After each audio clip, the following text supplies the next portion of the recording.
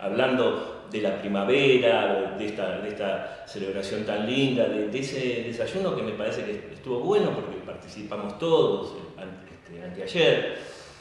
¿Cómo pasar de ese tema a esta conclusión, ¿no? Nosotros estábamos, lo del martes fue un reemplazo, ¿no? Jorge decía el martes, me cedió gentilmente el espacio, y con motivo del Día de Primavera también decidí hacer una especie de alto en el camino de estos temas que estamos hablando sobre escatología y tratar de hacer una especie de teología de la primavera, ¿no?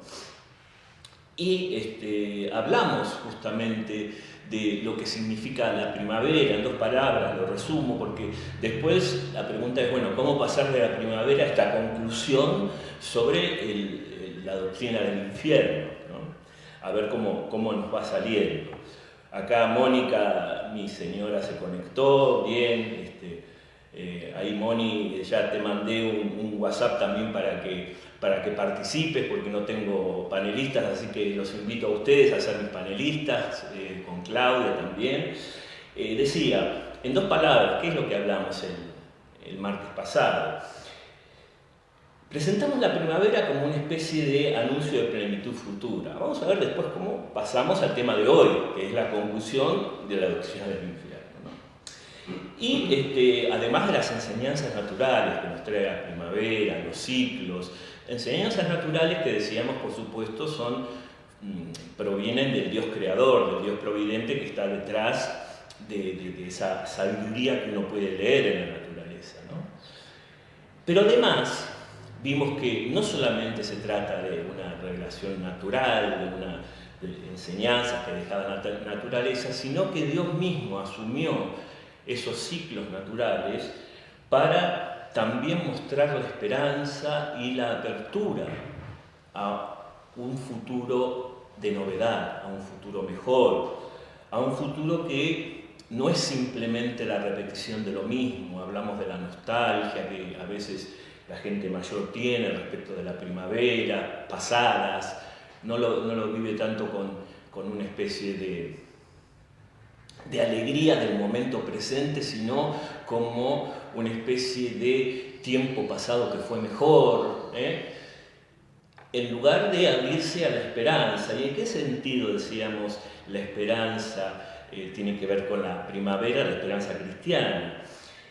Y en ese sentido habíamos dicho, bueno, empieza con la revelación de Abraham. Dios se le revela a Abraham en un momento dado, hace 40 siglos ya más o menos, y rompe ese ciclo de la naturaleza y lo invita a ponerse en marcha hacia un futuro desconocido a cambio de la promesa de bienes futuros que él no poseía.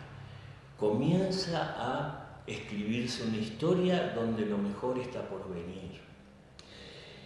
Y esto, muy brevemente, porque hoy no vamos a hablar del tema, vamos a hacer una especie de puente, era o fue y sigue siendo un signo de la Pascua. Fíjense que aquella Pascua, en el año 30 o 33, según los historiadores, donde Cristo sufrió su pasión, fue crucificado y resucitó, como todas las Pascuas judías, comenzaban en la estación de la primavera, poco después de la estación de la primavera.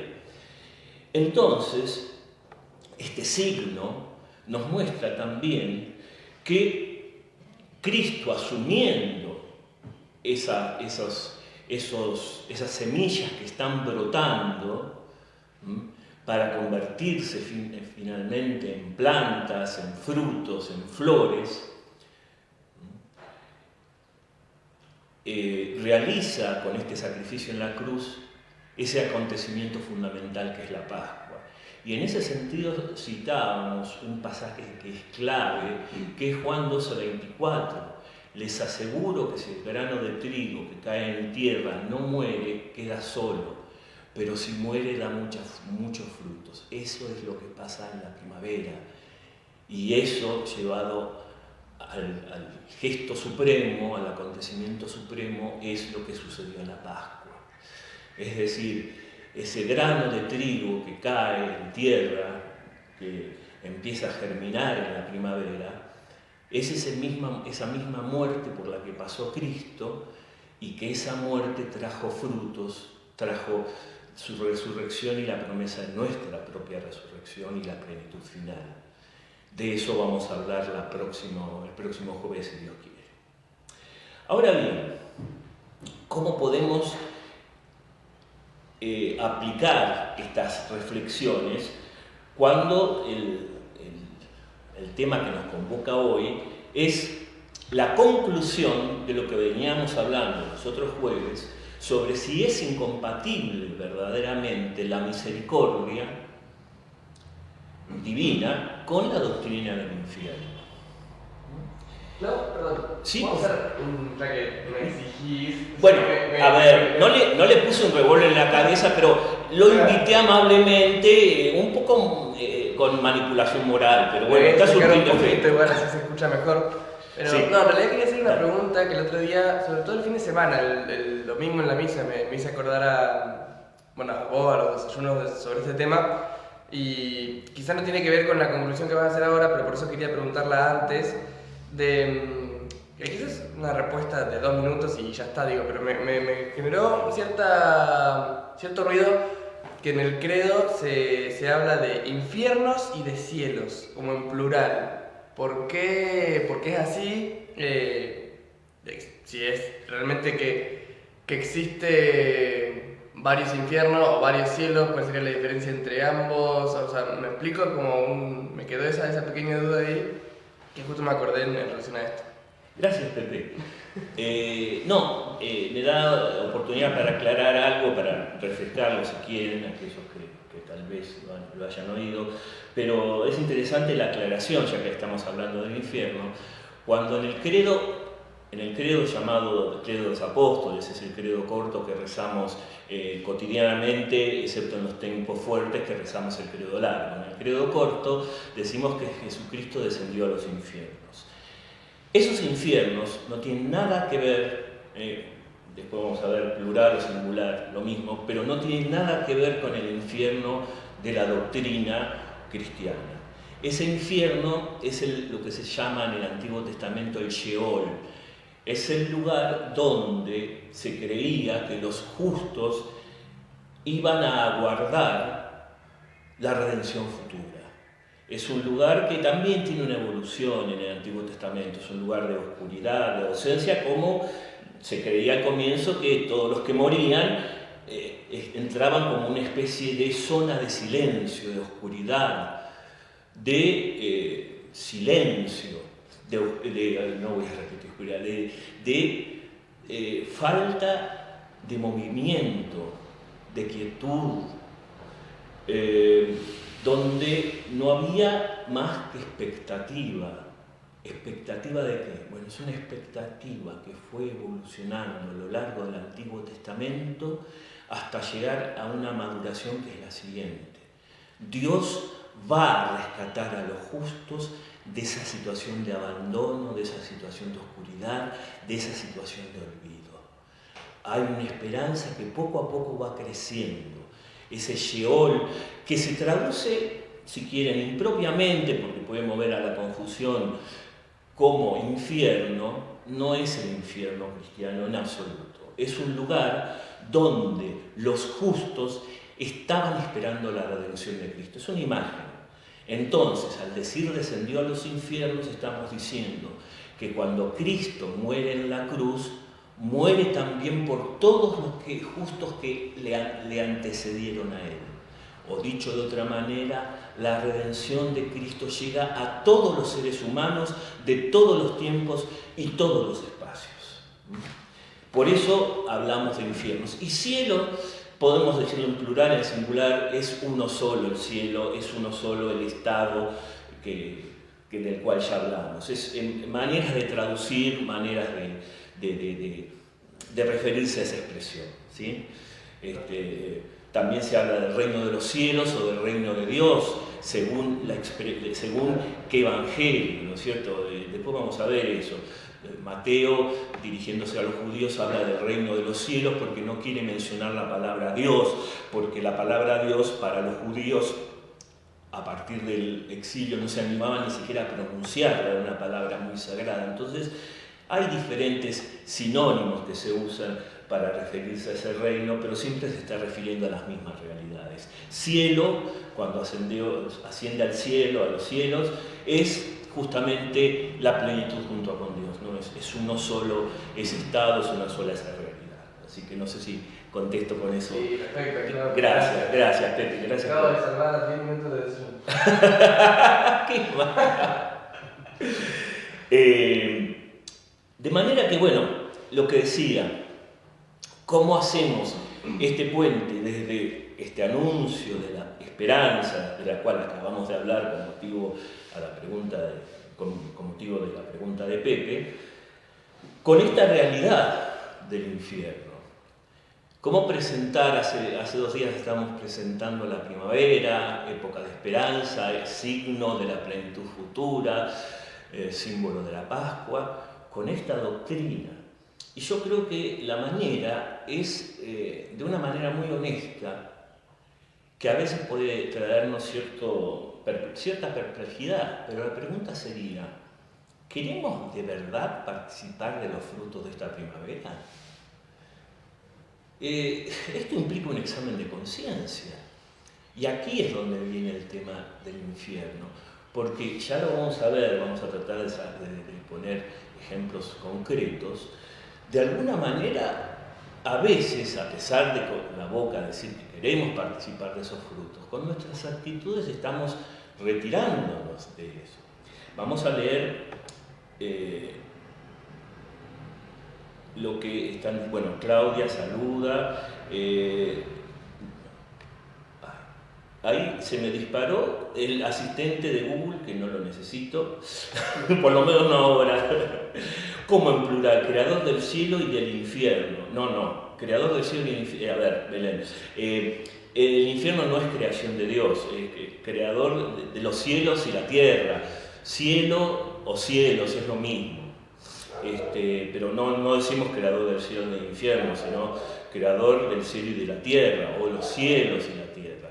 Pero es 2 maneras de decir lo mismo. No, el infierno no es creación de Dios, ahora vamos a volver sobre eso.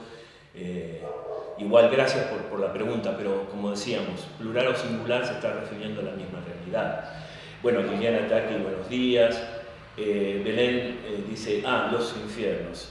Marta, que lo está viendo, y Mónica, mi señora, está preguntando, creo, expresionada como Pepe. Yo quisiera saber qué diferencia hay para las otras 2 grandes religiones monoteístas del cielo o el infierno, y por qué no aceptaron a Jesús como Hijo de Dios. Bueno, qué pregunta. Es una pregunta que, es más, yo creo que amerita un ciclo de charlas cuando terminemos este tema, cuando presentemos después la resurrección y la plenitud, la parusía final. Yo creo que, a ver qué les parece al resto, sería lindo hablar de las otras religiones en relación con el cristianismo, si les parece, porque es un tema que da para mucho, ¿no? Pero para no dejar colgada la pregunta, nunca me gusta dejar colgadas las preguntas, por lo menos esbozar una respuesta, al mismo tiempo que propongo un nuevo ciclo de charla, que también me gustaría saber qué les parece. El judaísmo, antes de Jesús, una corriente del judaísmo, porque los saduceos no creían en esto, pero sí el resto de los contemporáneos de Jesús, creían en la resurrección final de los justos. Es decir, cuando hablamos del cielo, por lo menos, los judíos creen en una resurrección final, es decir, después de pasar por esta etapa, ellos hablan de esta etapa, de este Sheol, de esta etapa de olvido, de silencio, de oscuridad, creen que finalmente Dios va a rescatar a todos ellos y va a haber una resurrección final de los justos. Esto es una fe que se reveló poco tiempo después, poco tiempo antes, quiero decir, un par de siglos antes de la venida de Cristo. Especialmente, fíjense en el segundo libro de los Macabeos y en el libro de Daniel. Ahí aparece revelado la realidad de la resurrección final de los justos. No una resurrección para esta vida como los milagros de Cristo, por ejemplo, ¿no? Ni una resurrección gloriosa ahora, sino una resurrección final, que es lo que creemos nosotros de todos, ¿no? Y respecto al infierno, de vuelta, aquí hay muchas concepciones. Los que adhieren al Islam creen en el infierno, creen en un cielo que es una especie de paraíso con rasgos más terrenales. Los judíos creen más en el Sheol y en esa resurrección final, pero hay muchas variantes, ¿sí? Hay muchas variantes, muchas interpretaciones de esto. Pero básicamente las tres grandes religiones creen en la retribución de Dios. Una retribución en el sentido que nos espera una plenitud, nos espera una realidad final acorde a qué es lo que en vida hicimos de nosotros mismos, ¿no? De cara a Dios. Pero las tres religiones monoteístas creen en una retribución, ¿no? En el caso de los judíos y los cristianos, en esa resurrección final. En el caso del Islam, cree en una especie de paraíso donde sí vamos todos a resucitar, solo en principio solo aquellos que creyeron en el profeta y en Alá, y que tiene rasgos mucho más terrenales. Eso es un poco lo que puedo decir adelantado, ¿no?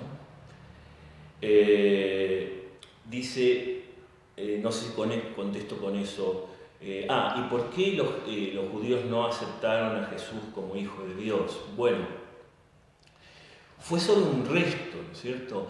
A lo largo, no todos los judíos rechazaron a Jesús, es un resto. Hay como un misterio ahí, Moni, a lo largo del Antiguo Testamento, que hay siempre un resto fiel que es el que sigue y el que practica la palabra de Dios, ¿no? Un resto que siempre es fiel al acontecimiento de revelación y lo sigue. Y los profetas siempre tratando de que todos se conviertan, de que todos escuchen, pero el mismo Jesús decía, bueno, hay gente que, traducido en nuestro lenguaje, elige cerrar los ojos, elige cerrar sus oídos y elige no ver esos signos. Ante, por ejemplo, la resurrección de Lázaro, que fue un signo portentoso, muchos judíos se dieron vuelta y tramaron cómo deshacerse de Jesús. Es decir, hoy incluso en día cerramos nuestros ojos a los signos de lo que Dios nos está diciendo.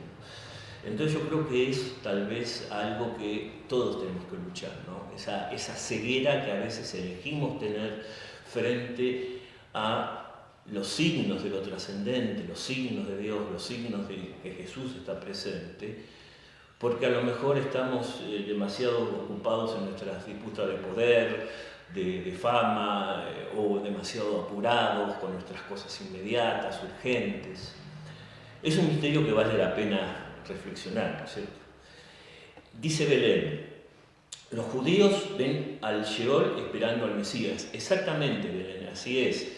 Es decir, esa resurrección final en la cual creen los judíos va a venir de la mano del Mesías, un Mesías que según los judíos todavía no ha venido. Ellos no creen en Jesús, por lo menos digamos la corriente ortodoxa del judaísmo lo que dice es que todavía tiene que venir el Mesías, es el famoso día de Yahvé, que habla en el Antiguo Testamento, y con el Mesías va a venir esa resurrección final. Nosotros, por supuesto, creemos que el Mesías ya vino y que nos promete de una manera definitiva esa resurrección final, pero sin duda en el Sheol se está esperando junto con esa resurrección de lo justo final, esa venida del Mesías, es la manera que tiene Dios de rescatar a aquellos que están en las sombras de la muerte. Sin duda, sí. Coca dice, en esta secuencia de las estaciones del año, las partes del día y de la noche, los desplazamientos de los planetas y sus satélites, la sincronización del funcionamiento del cuerpo humano, me parece ver el orden universal, la perfección de la creación, la mano de Dios. Sí, por supuesto, claro, Coca, que sí. Por eso también hablamos, anteayer, cuando hablamos de la primavera, de las enseñanzas naturales. Detrás está la sabiduría de Dios, que nos pueden brindar esos ciclos de la naturaleza. Y Coca mencionó no solamente las estaciones del año, sino cierta regularidad, la noche y el día, las órbitas de los planetas que tienen su regularidad, bueno, la ley de la gravitación universal que permite esa regularidad a nivel cósmica, la sincronización del funcionamiento del cuerpo humano, que también tiene sus ciclos, por supuesto, ¿no? Y de eso justamente nos referíamos, y se puede extender perfectamente, como dice Coca, a todos los mecanismos de la naturaleza, sin duda. Y por eso, como decía, tenemos que abrirnos y celebrar la primavera también como una manifestación de la sabiduría de Dios, ¿no? Decíamos, así como vemos en el invierno todo marchitarse y morir, es un ciclo, es una etapa necesaria para que después acontezca la primavera. Y después decíamos, pero eso no basta porque hay tanto gente que se queda anclada en el pasado o en una eterna repetición de lo mismo, y donde piensa que todo es un eterno repetir de los ciclos. Decíamos, bueno, Dios nos revela una novedad con la historia desde Abraham, la historia de la salvación nos revela una novedad, nos revela que no es todo una especie de jaula ¿se acuerdan? La ruedita de la ardilla, sino que rompiendo esos ciclos que son admirables, pero no estamos encerrados en esos ciclos, no estamos solo encerrados en esos ciclos nos pueden dar montones de enseñanzas muy bellas, pero el cristiano, así como ya la revelación del pueblo de Israel, se quedó como congelado, ¿puede ser? No sé si soy yo, bueno, porque puede ser que sea yo sigo entonces hablando. Decíamos que nos da una perspectiva futura y una plenitud que está por llegar, ¿sí? Bueno, veamos, si yo sigo acá congelado, no sé por qué, pero bueno, está saliendo bien todo. Sí. Bueno, entonces, vamos entonces a lo que proponía entonces, es un examen de conciencia a partir de una pregunta un poco desconcertante. Decimos, ¿cómo no vamos a querer participar de la de la primavera, de esos frutos, de ese anuncio de plenitud futura? Bueno, recuerdan, ¿no?, un poco lo que dice la Iglesia de la doctrina del infierno, ¿no? Habla de la existencia, de la eternidad, del infierno, y habla de aquellos que mueren en pecado mortal inmediatamente. Y acá usamos un verbo que es una analogía, una aproximación. Van, descienden a este lugar. Acá Coca, gracias, me dice, está todo bien. Yo sigo viéndome congelado, Coca, bueno, no importa. Lo importante es que ustedes me vean y me escuchen bien. Ese pecado mortal, muy brevemente habíamos dicho que consiste en una materia grave, pecar en una materia grave, que tiene que ver con el mandamiento, como bien lo resumió Jesús, amar a Dios sobre todas las cosas y al prójimo como a sí mismo, perdón. Esto es el resumen de lo que es la ley en boca de Jesús. Y hasta el extremo que además él lleva al colmo ese mandamiento diciendo amar al prójimo como yo lo sé amar. No solamente como me amo a mí mismo, sino como Cristo nos amó en la cruz, ¿no?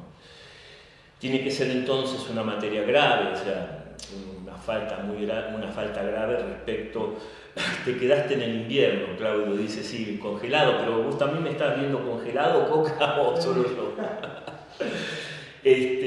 Sino que tenemos que tener conocimiento de que aquello que estamos haciendo es un pecado grave y libertad para saber, para, digamos, optar por ello. Hay un montón de condicionamientos que nos pueden atenuar eso, como por ejemplo las pasiones que no sabemos controlar, o una presión externa, o puede ser también trastorno psicológico. Bueno, un poco de eso habíamos hablado. Y que la pena principal y fundamental del infierno es la falta de comunión con Dios, la falta de la presencia de Dios para quien fuimos creados, por quién y para quién fuimos creados.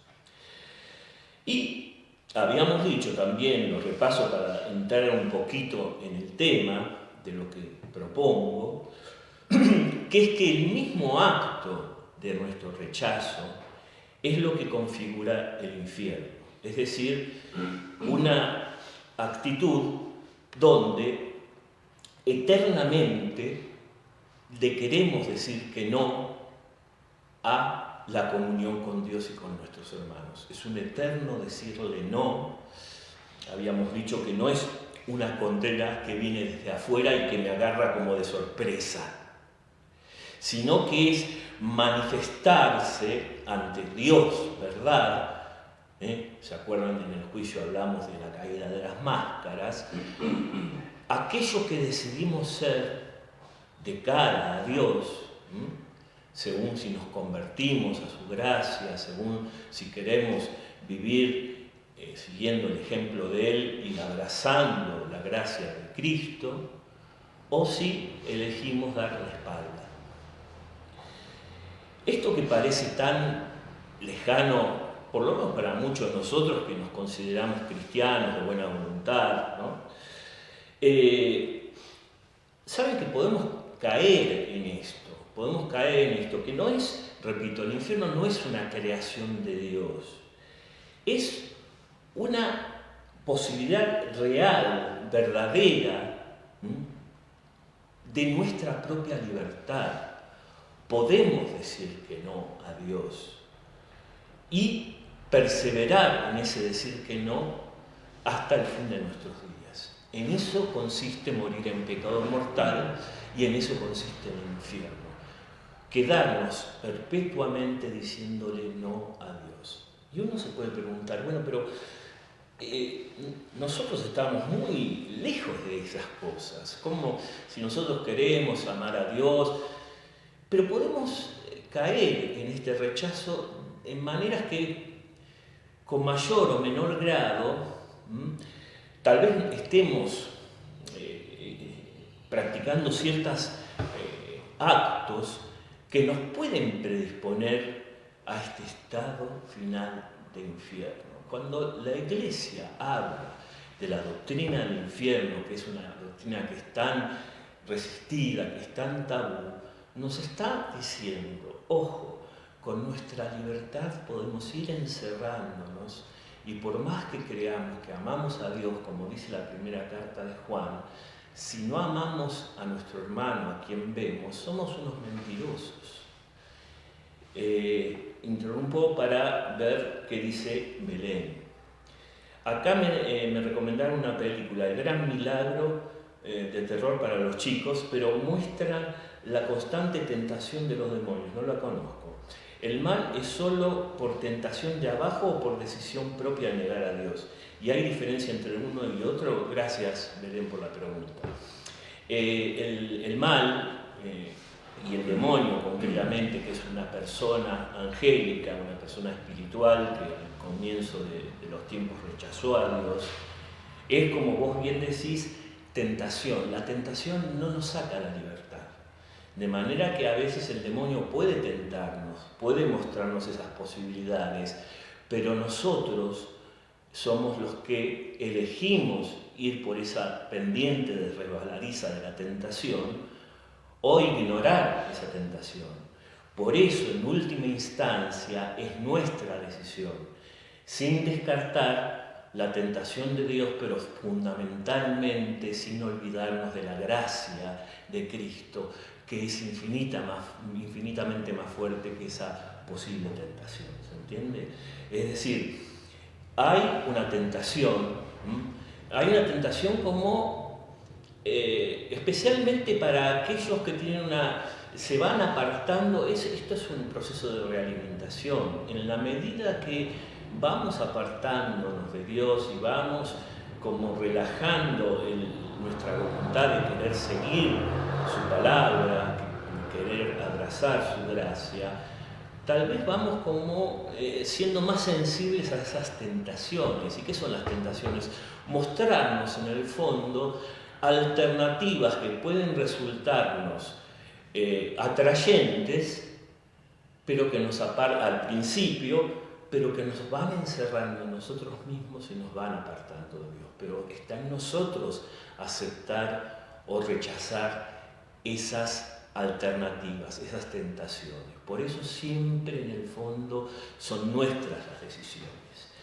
Y bueno, después voy a ver esta película, El Gran Milagro, que creo no conocerla. Gracias, Belén.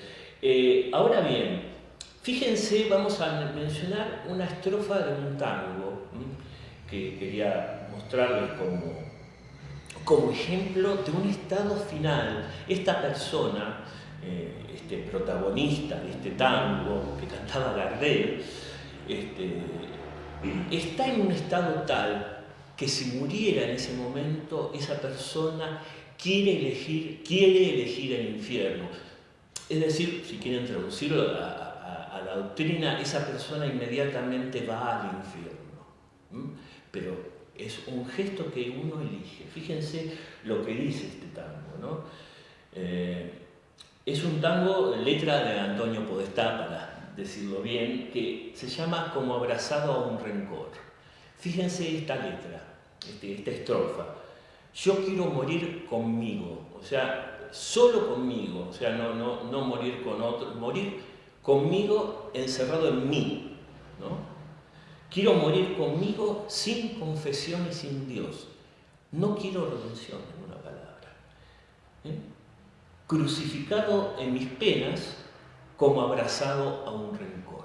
Esto dice la letra. Yo quiero morir conmigo sin confesión y sin Dios, crucificado en mis penas, como abrazado a un rencor.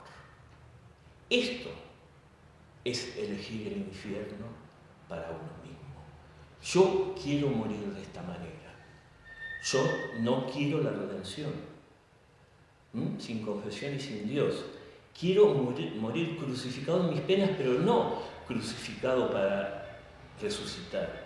Quiero morir aceptando que el sufrimiento es la última instancia. Quiero morir rechazando toda posibilidad de redención y quiero morir abrazado a este rencor.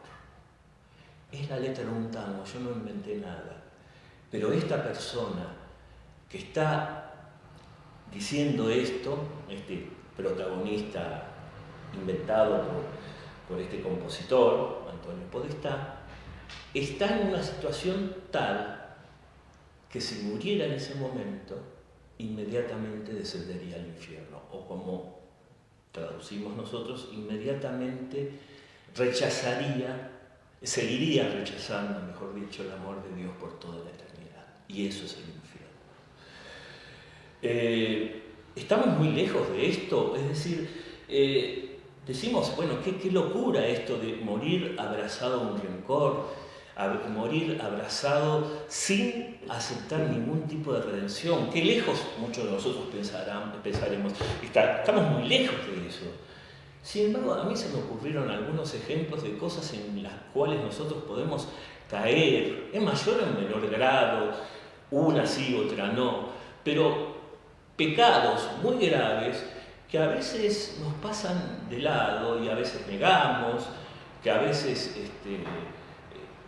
caemos, digamos, en lo que llamo esto, la pendiente resbaladiza de empezar a practicar estos actos que sin duda son pecados graves, sin duda nos alejan de Dios, y creo que si seguimos en este tipo de ejemplos que ahora voy a mencionar, vamos a terminar cantando, junto con el protagonista, que queremos morir con nosotros mismos, solo con nosotros mismos, mirándonos el ombligo y no queremos ni confesión ni Dios, y solo abrazados a nuestro rencor.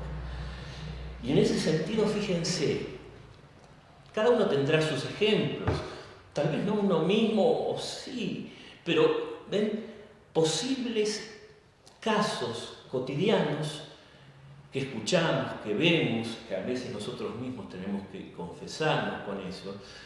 Y les pongo concretamente, ¿cuántas veces escuchamos o incurrimos en esto, ¿no? Priorizar más la infelicidad de alguien a quien odiamos que nuestra propia felicidad. Preferimos permanecer, no sé, me acuerdo de la película Guerra de los Roses, cómo la mujer prefería quedarse con el marido haciéndole la vida imposible, amargándole la vida, más que separarse y buscar su propia felicidad en un matrimonio que a todas luces no funcionaba.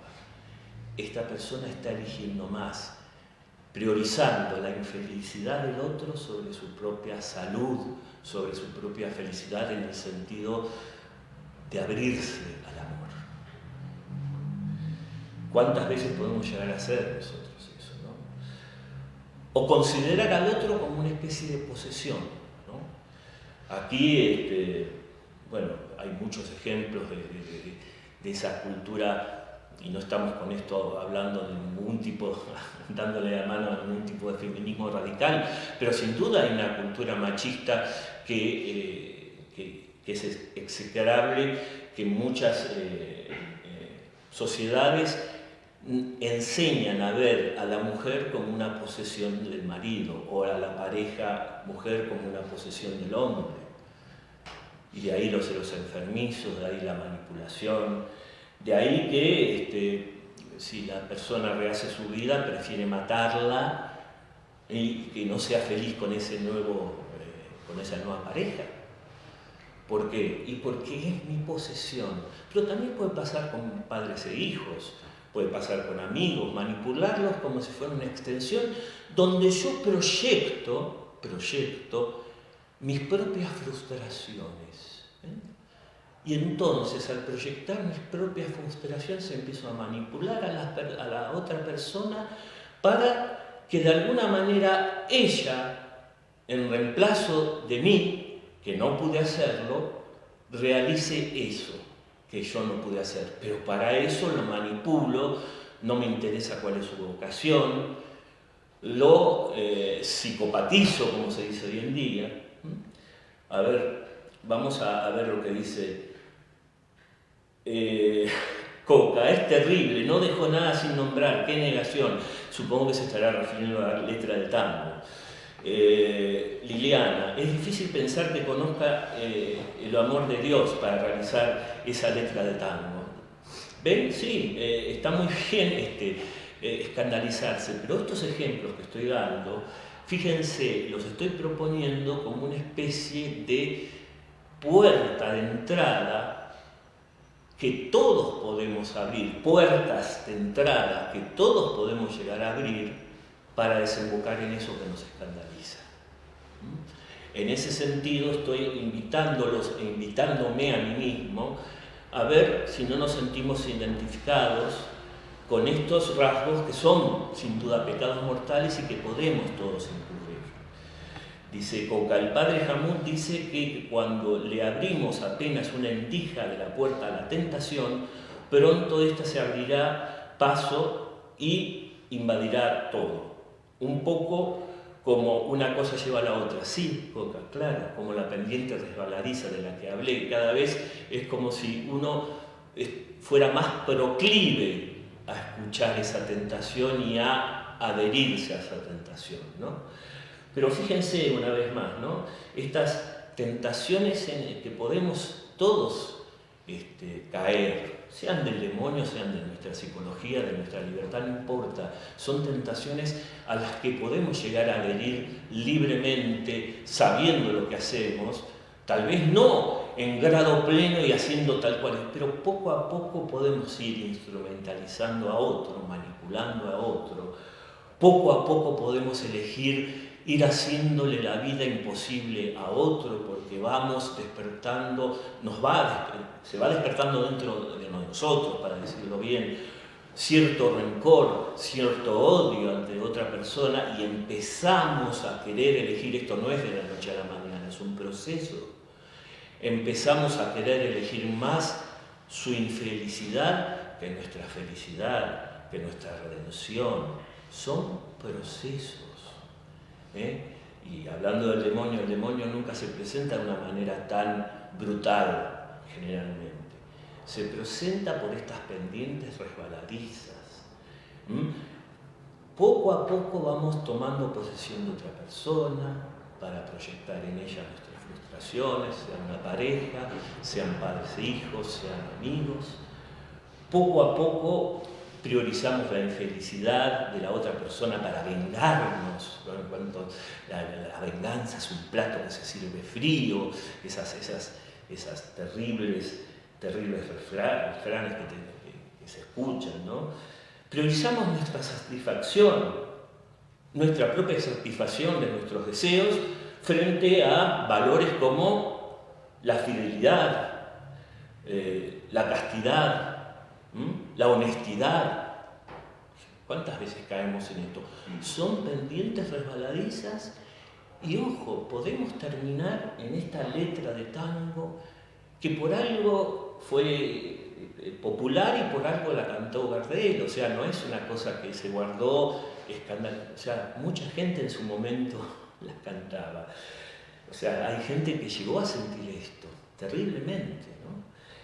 O podemos también explotar al otro para nuestro propio beneficio material, otra manera de explotación. ¿Cuántas veces en el ámbito laboral explotar a los obreros, dándoles una paga miserable? O una amistad, manipular al otro para nuestro propio beneficio material, tal vez, ¿no? O sea, materialmente, no solamente a lo mejor proyectando nuestras frustraciones, sino también manipulándolos para que me sea redituable esa relación. Obrero, amigo, hijo, quien fuera. Mentir, o peor, calumniar. Calumniar es difundir una mentira sobre una persona para zafar nosotros. ¿Cuántas veces tenemos ese tipo de tentación? Es decir, para ocultar nuestra propia falta, nuestro propio pecado, le echamos la culpa a otro. Hay veces que esto puede ser casos veniales, digamos, pero si se nos va instalando este hábito, también podemos incurrir en un pecado mortal si es que ya no lo es el mismo momento que lo hacemos, ¿no? Puede ser una cosa suave o puede ser una cosa muy grave. Cometer materialmente un pecado grave como una estafa o un asesinato y echarle la culpa a otro. Bueno, a lo mejor en versiones más moderadas también nosotros podemos caer en esto. O maltratar con violencia física o moral a otra persona. Esto también es una pendiente resbaladiza que puede llevar a pecado mortal, si no es ya él sí mismo un pecado mortal, ¿no? Ya pegar a una persona por celos, tantas veces hablamos de machismo, porque es posesión mía, uno no sabe bien los condicionamientos externos, pero es un pecado internos, pero es un pecado gravísimo. Si esa persona no sale de ese infierno se va a perpetuar, ¿no? O la violencia, decimos, moral, no servís para nada. ¿Cuántas veces escuchamos de un jefe a un empleado, de una madre a un hijo, bueno, o entre amigos? Es decir, hay varios ejemplos que son pendientes resbaladizas, que nosotros decimos que lejos que estamos de este pobre hombre de la letra del tango, pero en estas pendientes resbaladizas, ¿cómo podemos nosotros caer? en esta situación. Poco a poco vamos odiando y vamos queriendo más la infelicidad, la desgracia de otra persona más que nuestra propia felicidad. Esa persona muere abrazada de un rencor. Una persona que quiere explotar a otra muere abrazado a sí mismo. No quiere a Dios, no quiere al prójimo. Quiere su propia necesidad material, sus deseos. Belén dice, pasa que alguien que ha hecho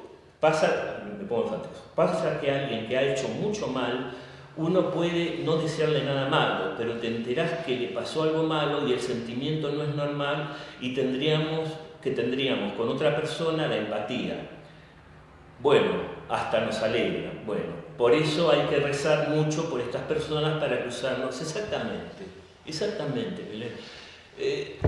Es decir, por eso también rezar, cuando nos dice Cristo, rezar por los que nos persiguen, rezar por los que nos hacen mal, se está refiriendo a esto. Porque podemos llegar a alegrarnos, nos pasa, hablo por supuesto, no me incluyo de esta. Nos alegramos a veces, incluso secretamente, sin querer admitir, del mal de una persona que no nos cae bien. Y bueno, poco a poco podemos llegar a entrar en una sintonía donde preferimos la desgracia de esa persona que nuestra felicidad. ¿Qué es el odio sino el querer hundir a una persona aunque nosotros vivamos por dentro un infierno? ¿Ven? Cosas que a lo mejor no se nos presentan como un elefante en la cristalería, como en este caso del tango, pero que poco a poco podemos caer en esto, sin duda. Moni dice, hace muchos años vi la película Mi Cristo Roto y fue muy fuerte. Bueno, después contame más, porque vos sabés que esta película no la conozco. Conozco un libro de Ramón Cue llamado Mi Cristo Roto, no conozco la película. Después hablamos de eso, porque si alguien la conoce la película, a lo mejor se sentirá identificado con esto, ¿no? Si nos querés contar algo, Moni, sobre esto. Pero ven, lo que quiero decir con esto, y haciendo un poco el puente de lo que hablábamos antes, ¿no? ¿Cómo podemos nosotros rechazar la primavera? Rechazar los frutos de la primavera. Es una posibilidad verdadera para nosotros caer en este proceso en que queramos morir abrazados a un rencor, ¿no? Tal vez no se nos presente, repito, como algo tan evidente, pero si no nos convertimos, si no tenemos una vida de oración, si no tenemos una vida donde tenemos que volver continuamente a purificarnos, de eso se trata la conversión, y dejar una vez más que Dios nos ame y amarlo como Él nos ama, podemos llegar a terminar así.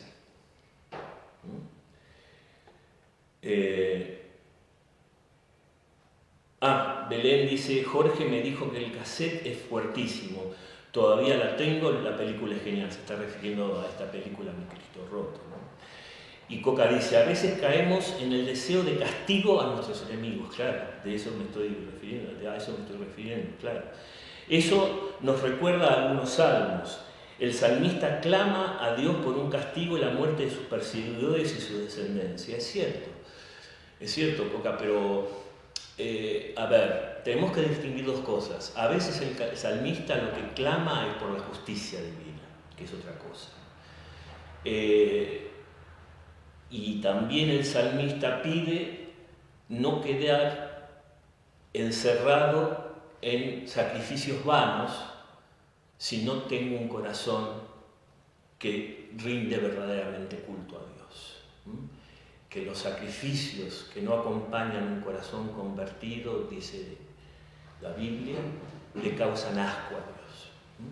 De manera que muchas veces lo que pide el salmista es la intervención de la justicia de Dios. Si acompañamos esto con un gesto de querer nosotros el mal, ahí podemos caer en esto, ¿no? Pero bueno, muchísimas gracias por esto. Pepe, creo que Sí, quiere decir algo. un pequeño comentario nomás en Sí, por relación favor. a esto, así también Sí, por después favor. no me saquen cara que no hablo. No, No, pero más allá del chiste, para no irnos mucho del tema, digo, es muy interesante pensar esto de diferenciar, ¿no? O ser muy claros en esto, ¿no? De una cosa es desear el mal a otra persona y otra cosa es desear la justicia divina, ¿no? Que, como bien decías vos, Claudio, porque me parece que parece que es casi lo mismo, pero en realidad no, porque no sabemos justamente si esta justicia divina es que, digo, en algún momento se convierte y cambie de vida, ¿no? Digo, entonces, como que a veces nos ponemos como jueces, como quien dice, de autoridad, que no nos corresponde en lo absoluto, que solamente Dios es el que nuestro juez y nuestro árbitro, si se quiere, de decir esto sí, esto no, incluso por fuera de nuestro entendimiento. Entonces muchas veces, y nos pasa, digo, no nos podemos hacer los ajenos a que muchas veces queremos como contradecir o decir, no, ¿cómo puede ser que Dios permita esto? O a tal persona le pasó tal cosa positiva, vos decís, pero ¿cómo puede ser? Porque hizo las cosas tan mal y le sale esto. Nosotros nos creemos los jueces. Claro, y te pones en un lugar hasta superior de Dios, digo, y es peor quizás hasta la persona que estaba incurriendo en el error, que pudo salir o que tuvo una oportunidad para redimirse o para salir adelante. De eso se trata la justicia divina. ¿Cuántas veces hacemos secretamente una lista de gente que querríamos ver en el infierno? Sí. Fíjense, nunca la iglesia, tenemos visiones de santos que no podemos ignorar, pero nunca la iglesia, con nombre y apellido, declaró que nadie estaba en el infierno.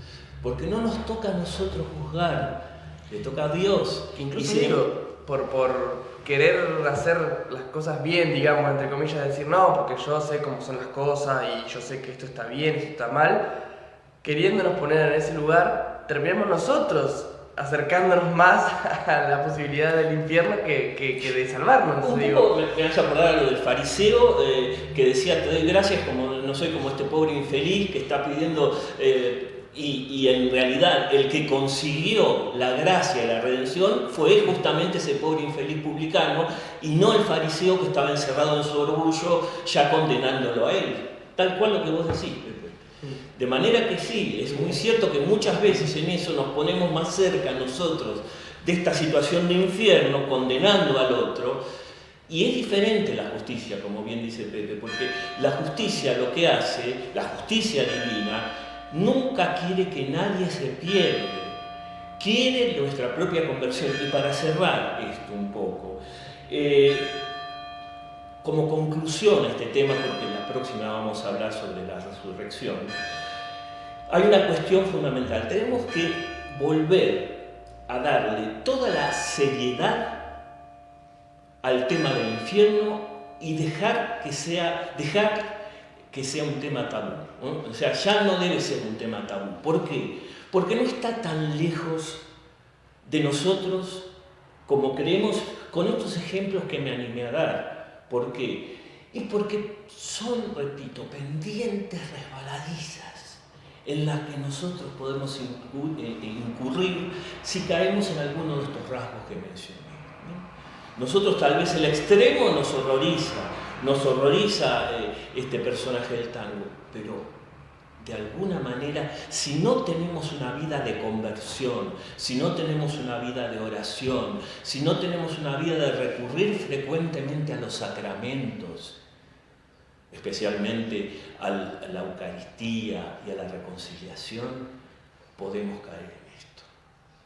Porque es un proceso del cual Dios nos rescata a través de la vida de la gracia. Entonces, por un lado, tenemos que rechazar las caricaturas del infierno, ojo, caricaturas del infierno afuera, es decir, descripciones morbosas de torturas. Eso no tiene que ver con el mensaje esencial del infierno como posibilidad real. Tenemos que desechar esas caricaturas donde parece que Dios se complaciera, son caricaturas morbosas, se complaciera en infligir daños a los condenados. No, se trata de que nosotros, como decíamos, elegimos eternamente el infierno para nosotros mismos y decimos eternamente no a Dios. cuando Él es nuestra alegría, nuestra salvación, nuestra redención, nuestra gloria.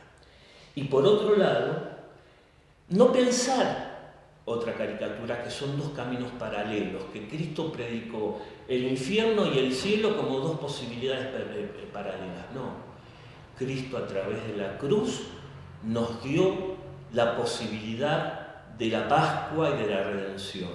El infierno es como quedarse en la banquina, si quiere, pero ya la historia fue ganada. Está en nosotros transitar ese camino y poder sentarnos a la mesa del banquete, no quedarnos en el rechazar. Y segundo, ya paso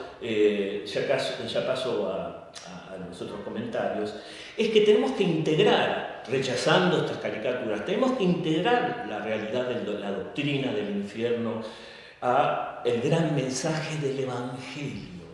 La doctrina del infierno tiene que ver con el Evangelio, aunque nos cueste creerlo. ¿Por qué? Porque por un lado sabemos que el futuro fue definitivamente ganado, el futuro de triunfo fue definitivamente ganado por Cristo. Pero Dios nos ama tanto que quiere que también seamos sujetos de esa salvación, no objetos, no maniquíes o títeres que nos ponen para que seamos felices. Dios nos quiere como amigos y quiere nuestra libre opción, quiere que acudamos no obligados a esa fiesta. De manera que esto es un bien, esto es algo que Dios está considerándonos mucho más, o sea, nos está considerando mucho más que simples criaturas mascotas. Nos está dando la estatura de seres que podemos responder a su convocatoria. Y eso habla de una gran dignidad. Nosotros no somos solo objetos, sino sujetos de nuestra salvación. Todo es gracia, pero en esa gracia, en ese movimiento de gracia, nosotros fuimos los que aceptamos ser su amigo. Y además, saber que Dios no se da por vencido, que hasta el último momento de nuestra vida, hasta el último momento de esa negación que podemos llegar a tener, Dios está siempre acompañándonos, si no es con gracia santificante, porque no estamos en gracia de Dios y lo rechazamos, siempre existe eso que en teología se llama la gracia actual. Dios que nos acompaña suscitándonos pensamientos, inspiraciones, mostrándonos signos, tratando de destapar nuestros oídos sin violentar nuestra libertad. Solo Dios sabe cómo hace eso, pero nunca Dios se da por vencido, hasta el momento que lo abracemos y que nos redimamos. Y quiero mencionar, Gerardo, que entró. Primero, bueno, Moni, gracias Claudio y Pepe, muy interesante el desayuno, bueno, muchas gracias. Bueno, la Coca habla de la película, que es muy profunda, que el diálogo, bueno, vamos a estar recomendando la película Mi Cristo Roto, ¿sí? Marta, de México, dice, es más fácil juzgar que ver nuestros errores. Sí, por supuesto, Marta, por eso Jesús hablaba de la viga en nuestro ojo y la brizna de paja en el ojo ajeno. Sí, sin duda. Gerardo dice, hola a todos, no todas las letras del tango son tan desesperadas, no, por supuesto.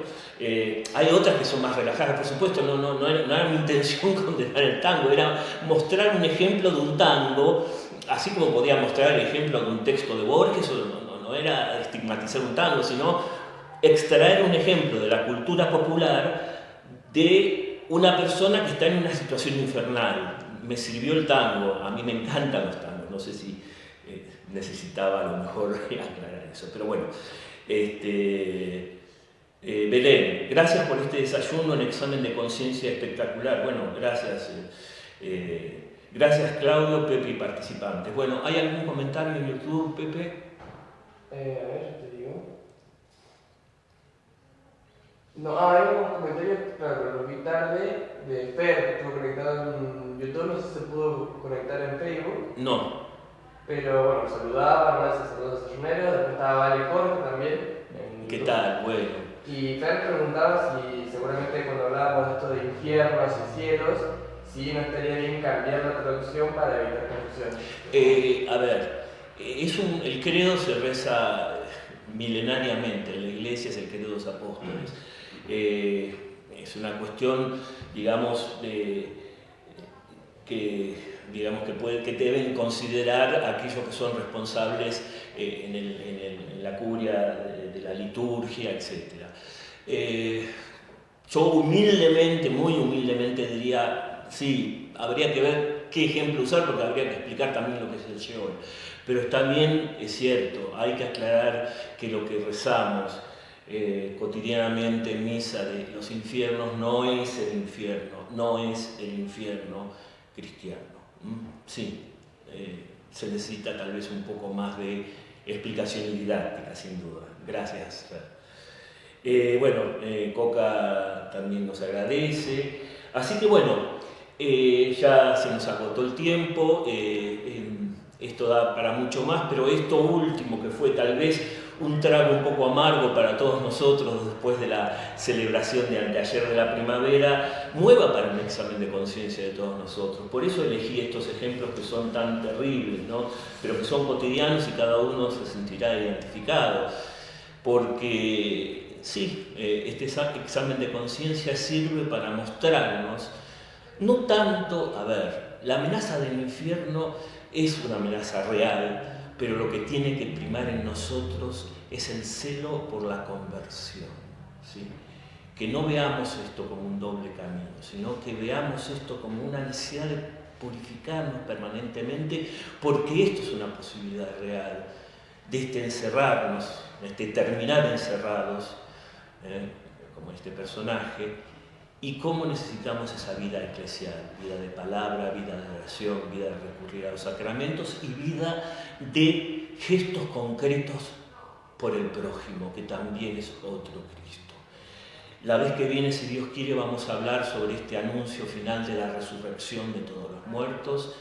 Y gracias por participar, muchas gracias.